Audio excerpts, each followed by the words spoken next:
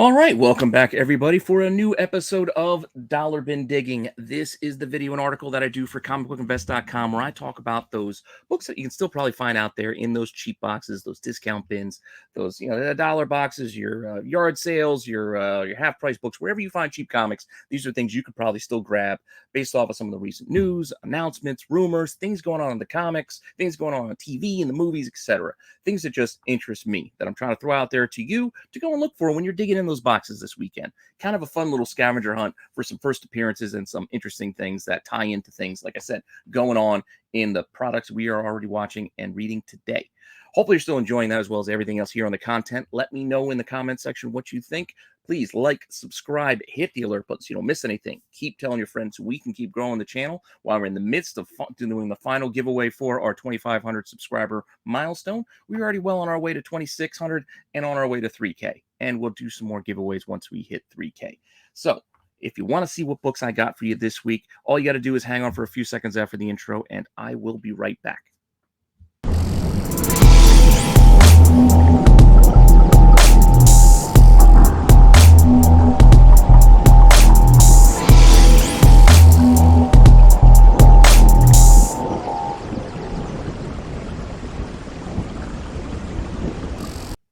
So, what do I got for you this week?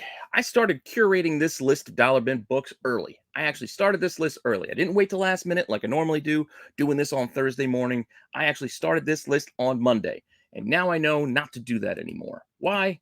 Because here we go. Started the list off with the news. We got that Captain Marvel trailer on Monday.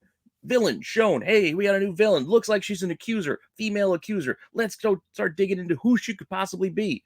I started going through the research, digging into things, thought, hey, maybe she could be this one. I could talk about this. Guardians of Nowhere #3. Why? Because this is the first appearance of, I think it's pronounced Hala, the accuser. So we got this female accuser. Maybe she's playing her. Pretty cool looking. And this is an interesting book you can go find for $1.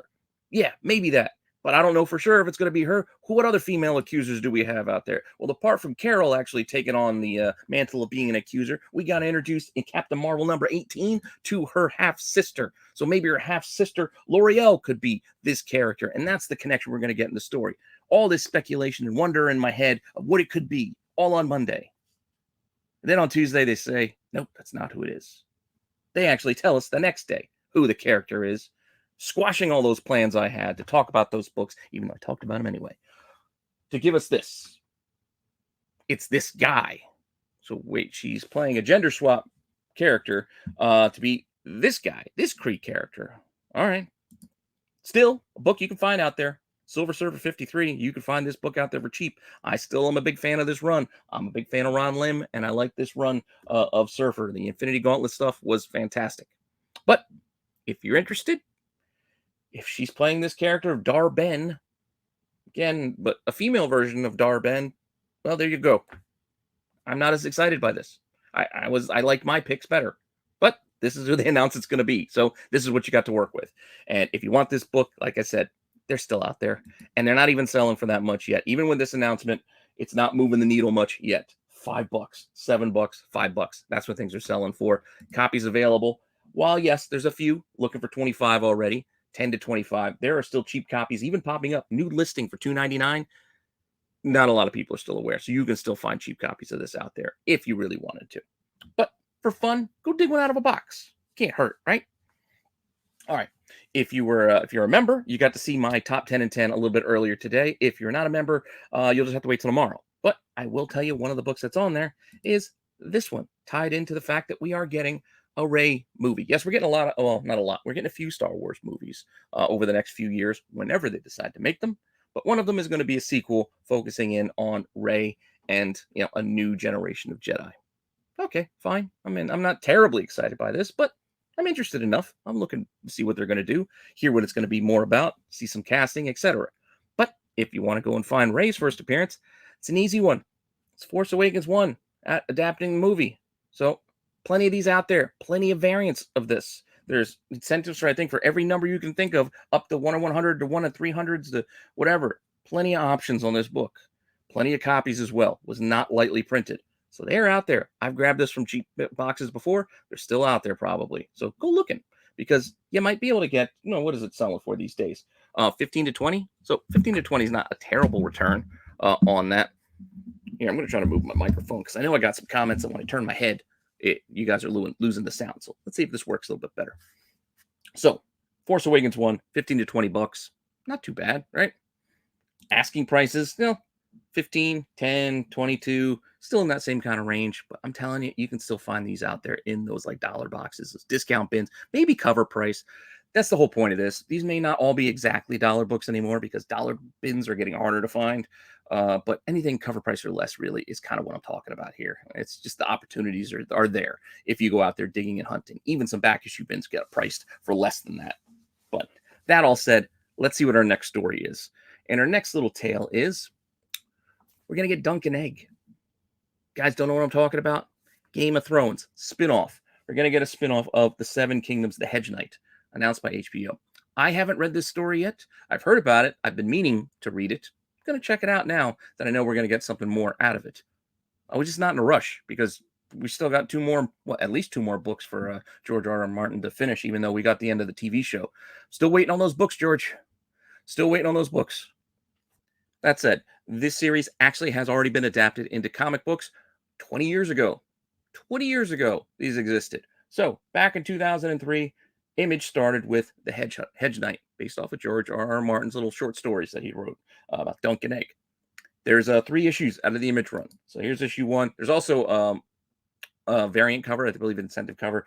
You'll see a picture of it later. But there's issue 2, issue 3 with Image. And then these things, they're still all right. I mean, they're like 10 to 20, really, individually. You can see here, there's that yellow cover. It's a variant for number 1. Keep an eye out for that. I mean, it's not a terribly great cover. I prefer this one, but it's out there. And you can see the prices again in that 10 to, well, actually that one sold for 30. So they can go high a little bit sometimes. Asking prices again, 10, 13, 15 for any of these 3 issues. Now, I say 3 issues because Image did not finish this story. This story got picked up later by, well, eventually Marvel, because Marvel ended up owning Devil's Due. But Devil's Due at the time, and the Dabble brothers, they did some comics adapting some of these novels from back in the day, like those Laura K. Hamilton, like vampire things and all that stuff. But anyway, they picked up the second half of The Hedge Knight. So they reprinted issues 1 through 3 from Image in this little special collector's edition. And then they finished off the story with issues 4, 5, and 6 here. So you might be able to find these out here. There's also some other variant covers for some of these as well. Like issue 6 has an opposite knight view, almost like a mirror image of a different knight facing off. Pretty cool stuff you can find out there. Prices on these are very similar. You're still talking about $8. The whole set, if you can find a whole set out there, can net you like $50, as you can see there from that one sale as an example. Asking prices again, like $10 individually. And then you got some sets looking for 40 to 45 in that kind of $50 range too. So if you can find these in cheap boxes, you might do all right, especially if you can complete a set. Or, if you got to sell them individually, well, you might not do as well. But I'm telling you, it's worth the effort to go and look. So worth the effort to go and look. Can't hurt, right? If you don't find it, you don't find it. No harm, no foul. That said, next story up we got here. Going to run through these pretty quickly. There's not too much this week, so hopefully don't mind a little bit of a shorter episode. Creature Commandos. Yes, I know we've talked about Creature Commandos before. We talked about all these characters, Dr. Phosphorus and the Bride and all that. Talked about a couple of these already. But I wasn't sure if we knew it or not, but we've got the cast also.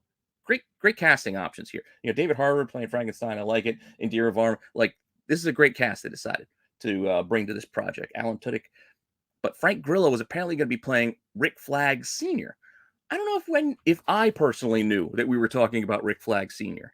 When we saw this lineup. Maybe I did, maybe I didn't. I don't know. Maybe I wasn't connecting the dots, so I kind of forgot about him. But Rick Flag Sr. actually hasn't been around that long. Not as long as Rick Flag, the Rick Flag we know. Rick Flag Sr. we can find in Secret Origins number 14. So here's a book you can go and look for when you're digging in those boxes. And the story kind of tells the tale of him getting lost here in it's not just this one panel. It's just the closest I could bring up, and it puts his name in there. It's Richard Montgomery Flagg. Anyway, he's in this story kind of mirroring with his son and all that stuff. I mean, it is what it is. It's not the greatest read in the world, but it's not terrible. But this issue number 14, you can see here, copies selling for as cheap as like $4 to $10, $7. Still not that expensive. Asking prices still in that same kind of range. $5 to $15. It's just not really spiking all that much. The market on a lot of these adaptations and these first appearances is just not the same as it once was. If you've noticed, maybe that's why people are all jumping all over Spider-Boy for one reason or another. They're itching for something to invest in because they don't seem to be going towards all these first appearances for these characters that are announced. I'm not saying that's right or wrong. I just find it interesting that it's not moving the needle like it once did. Like it once did. You get announcements, you get connections. These books are $30, like off the bat. People just trying to cash in quickly.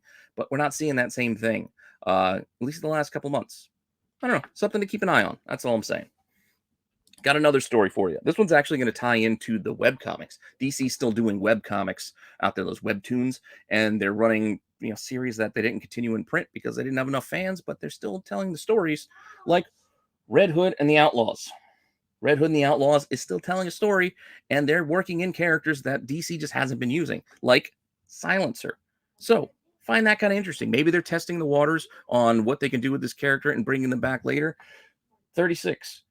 That's the issue on the webtoon that we're talking about here, where they brought back Silencer.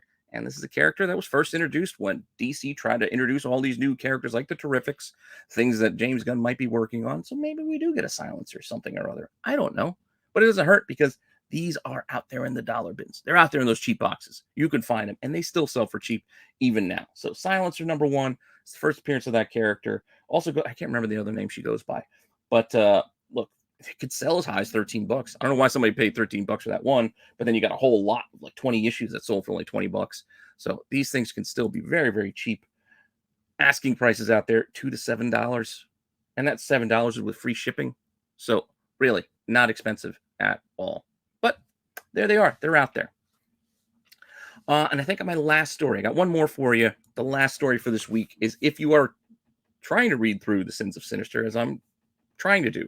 Granted, I haven't been keeping up with it, and so I do feel lost when I go a long time between issues, and I'm like, what the heck? 1,000 years in the future? 100 years in the future? I'm getting lost. Like, I tried to read that, The Storm and the Brotherhood. We reviewed it this past week on TAC. I just didn't know. I just felt lost again. It's just too much going on. Too many jumps in time. I don't get it. But we know this isn't going to last. This is like one of those alternate universe realities. They're going to fix everything, and everything will go back to normal in a couple of months. But when they do, there's a chance that one of the characters introduced way back in this House of X Power of X time that is in this future, that's the future character, may come back to the regular timeline of Marvel. Because, that's what they do. Character gets popular. They figure out a way to make them survive. Look at Miles. Look at Spider-Gwen. They make them work. If there's a fan base, they will work them in. And what I'm talking about here is an Immoral X-Men #3. This is where we get the tease that this character, Rasputin 4, I think that's what her name is. And she's got a magic sword. She's all ironed up. She's got all these different powers. It's like a mix of mutants. That's kind of what they did with these stories. But we get the tease that maybe he'll bring a version of her back once he gets back into the regular timeline. I don't know. All I know is if you're still interested, you can still find her first out there in Powers of X 1. And there are multiple covers on this. They printed a bunch of these. I know, might be tough to find at a dollar bin, but you can probably find it for cover price or less out there. There's plenty of copies of this out there, and that's what I'm talking about here. And it's her first appearance, and depending on the cover that you get, she might be front and center like she is on this one. So Powers of X1, look, copy sold for $5. House of X and Powers of X1 together sold for $26. So it could sell at a bit of a premium, but if you can find one for cheap, maybe consider it. And then here we go with another one with the asking prices, I'm saying. So like $10 here, $10 there, and then even at auction, it's only like $1.50, but still got a couple days left. Who knows where it'll end? But as I said, it's not a super expensive book, but it's still a fun first that may be worth grabbing now while you can if this character does continue to take off, because stranger things have happened. So with that all said, that's what I got for you this week.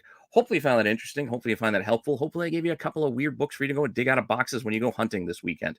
And that's the whole point. Like, this hobby should be fun. Comics should be fun. Let's read them, guys. Let's enjoy them for what they are. And look inside those covers and see what's inside as well. So thanks for stopping by and checking this out. I appreciate the support. I appreciate you checking out the content. Let me know what you think in the comment section. And if you have comments and suggestions, let me know. Like, I remembered while doing this to move my microphone so you don't get the sound differential when I turn my head pointing at my display screen. But That said, not going to keep you any longer, even though this was a shorter one. I'll be back with more content for you soon. Make sure you come back tomorrow for Mail Call Madness. The boys doing it live Friday nights at 9. Saturday, you got Saturday Night Special. Boys going live at 8 Eastern Time. Tales from the Dark Side on Sunday.